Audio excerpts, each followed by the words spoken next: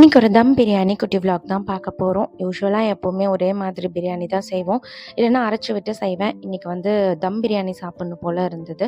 ரொம்ப நாள் ஆச்சு. சிக்கன் வெஜிடபிள்ஸ் எல்லாத்துலேயுமே ட்ரை பண்ணிட்டேன். இன்றைக்கி ஃபர்ஸ்ட் டைமாக வந்து மஷ்ரூமில் ட்ரை பண்ண போகிறேன். ஸோ அதுவும் இல்லாமல் சாதம் வடிக்கிறதுல வேறு நம்ம எக்ஸ்பர்ட் ஆகிட்டோமா.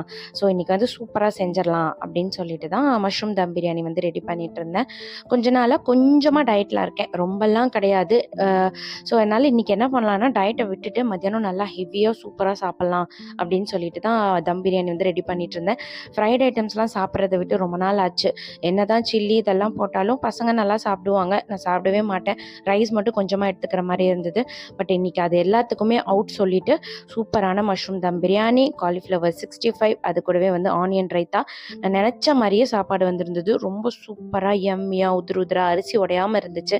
செம்மையான லஞ்சு, ஃபுல் கட்டு கட்டியாச்சு. தேங்க்ஸ் ஃபார் வாட்சிங். பாய்.